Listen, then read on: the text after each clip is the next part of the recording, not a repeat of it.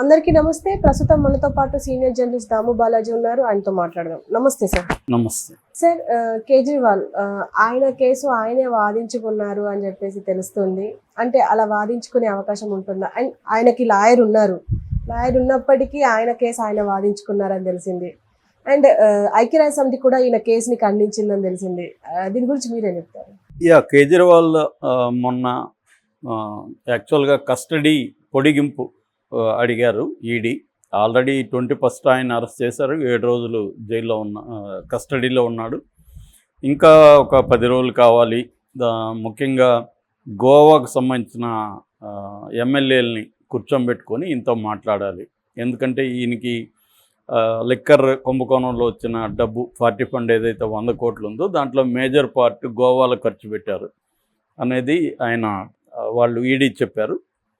అప్పుడు కేజ్రీవాలే తన కేసును వాదించుకుంటానని జడ్జి గారిని అడిగితే జడ్జి గారు పర్మిషన్ ఇచ్చారు. మామూలుగా కోర్టులో మన కేసులు మనమే వాదించుకోవచ్చు. చాలామంది అలాగా గతంలో కూడా చేశారు అన్నమాట. సో ఇక్కడ ఆయనకు అడ్వకేట్ ఉన్నప్పటికి కూడా, అంటే అభిషేక్ మను సింఘ్వి ఆయన ఉన్నాడు. ఆయన మొన్న కూడా హైకోర్టులో ఆయనే వాదించారు. అయితే మరి ఎందుకు అంటే నాకు తెలిసి ఆయన తన వాయిస్గా ఒక ఢిల్లీ ప్రజానీకానికి కావచ్చు, దేశ ప్రజానీకానికి కావచ్చు, డైరెక్ట్గా తన వాయిస్ని తీసుకెళ్దామని అనుకొని ఉండొచ్చు. ఎందుకంటే బయట మీడియాతో ఆయన మాట్లాడడానికి అలో చేయరు కాబట్టి కోర్టులో మీడియాతోనో ప్రజలకు తాను ఏం చెప్పదలుచుకున్నాడో అదే కోర్టులో చెప్పడం ద్వారా డైరెక్ట్గా తన వాయిస్ జనాల్లోకి వెళ్తుందన్న ఒక స్ట్రాటజీ ఆయన అమలు చేసినట్టుగా మనకి అర్థమవుతుంది.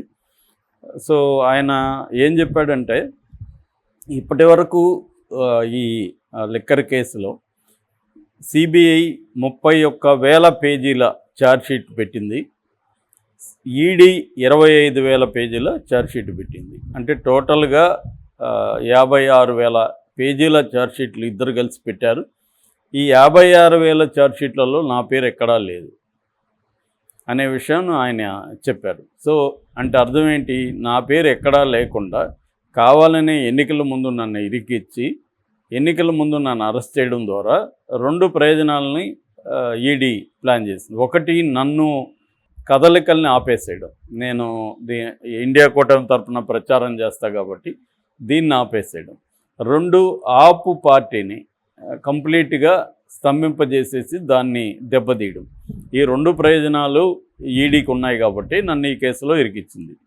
సో అదేవిధంగా మాగుంట రాఘవ 7 వాంగ్మూలాలు ఇచ్చాడు. అతను అప్రూవర్గా మారి 6లో నా పేరు లేదు, 7 దాంట్లో బలవంతంగా వీళ్ళు చేర్చారు. అట్లాగే శరత్ చంద్రారెడ్డి ఆయన అప్రూవర్గా మారి ఆయన 55 కోట్లు 2 దఫాలుగా 55 కోట్లు బీజేపీకి ఫండ్ ఇచ్చాడు. సో ఒక అప్రూవర్గా ఈ కేసులో ఉన్న వ్యక్తి దగ్గర బీజేపీ 55 కోట్లు ఎందుకు ఫండ్ తీసుకున్నది అనే విషయాన్ని కూడా ఆయన రైజ్ చేశారు.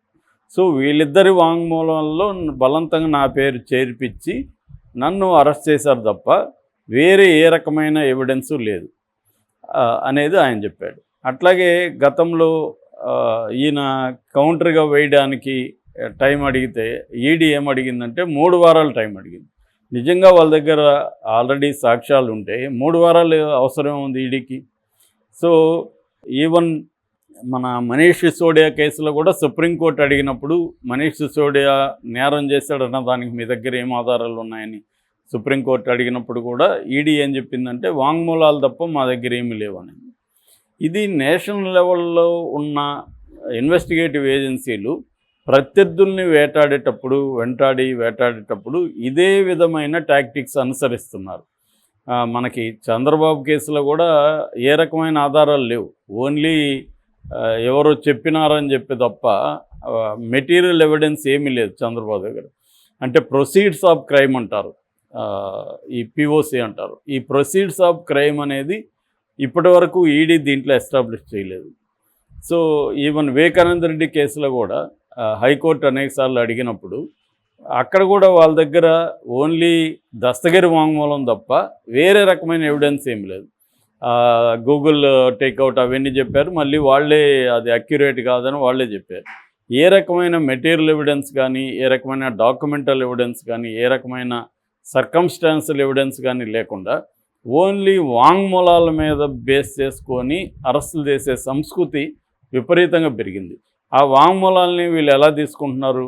విపరీతంగా వాళ్ళని బెదిరించడం, టార్చర్ చేయడం, భయోత్పాతం కలగజేసి వాళ్ళ దగ్గర వాంగ్మూలాలు తీసుకుంటున్నారు. సో అలాగా టార్చర్ చేసి వాళ్ళ దగ్గర వాంగ్మూలాలు తీసుకుంటున్నారు. వివేకానంద రెడ్డి కేసులో కూడా సేమ్ ఆరోపణలే వచ్చాయి.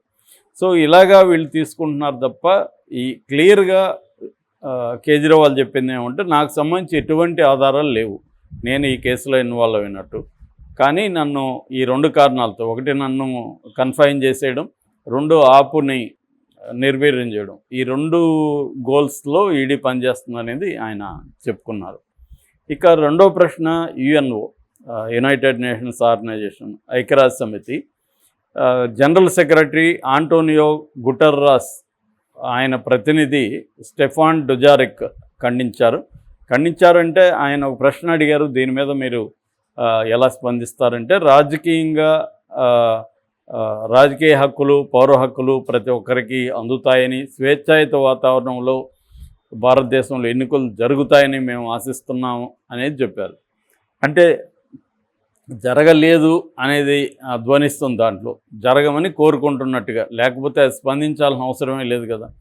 ఇట్లాగే మనం ఆల్రెడీ చూసాము, అమెరికా స్పందించింది, అంతకుముందు జర్మనీ స్పందించింది, ఆమ్నెస్టీ ఇంటర్నేషనల్ ఎప్పటి నుంచో ఆందోళన వ్యక్తం చేస్తుంది. అంటే క్లియర్గా కేజ్రీవాల్ అరెస్ట్ అనేది మోడీకి ఒక బ్యాడ్ నేము తెచ్చిపెడుతుంది వరల్డ్ వైడ్గా కూడా. ఎందుకంటే ఇప్పుడు ఇది 2 ఏళ్ళుగా జరుగుతుంది ఈ కేసు. సడన్గా ఎన్నికల ముందే అరెస్ట్ చేయాల్సిన అవసరం ఉంది. జూన్లో అరెస్ట్ చేయడం వల్ల కొంపలెమ్మునిపోతుంది ఈ కేసులో.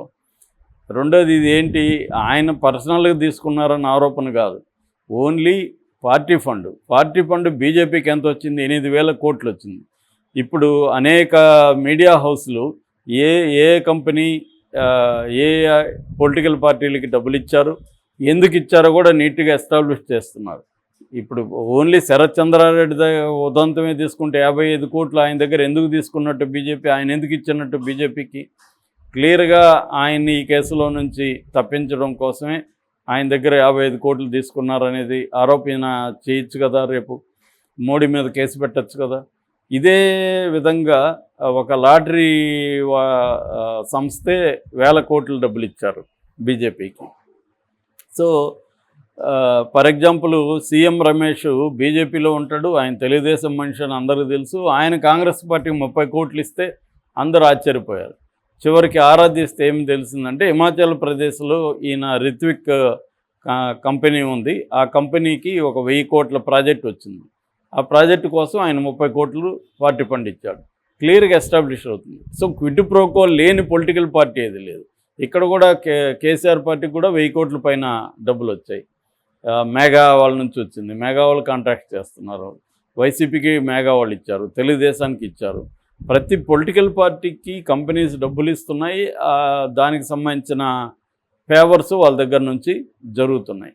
సో ఇది కాబట్టి అవన్నీ పట్టించుకోకుండా ఓన్లీ కేజ్రీవాలే నేరం చేసినట్టు కేజ్రీవాల్ని అరెస్ట్ చేస్తున్నారు. మొన్ననే గాలి జనార్దన్ రెడ్డి బీజేపీలో చేరాడు. మరి గాలి జనార్దన్ రెడ్డి మీద ఎన్ని ఆరోపణలు వచ్చాయో మనకు తెలుసు. ఆయన జైల్లో ఉన్నాడు, ఆయన చివరికి జడ్జికి కూడా 200 కోట్లు ఇచ్చి బెయిల్ కోసం దొరికిపోయాడు. ఇలాగా అంటే ఎకనామిక్ అఫెన్సెస్లో ఉన్న వాళ్ళని అనేక మంది బీజేపీలో చేర్చుకొని వాళ్ళకి వాషింగ్ పౌడర్ నిర్మా పూసి వాళ్ళని క్లీన్ చేసేస్తున్నారు.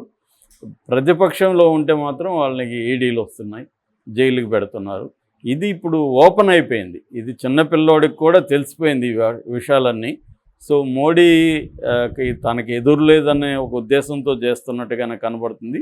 ఇది అంతర్జాతీయ సమాజం ఖచ్చితంగా దీన్ని ఖండిస్తుంది, గమనిస్తూ ఉంటుంది. Okay sir, thank you.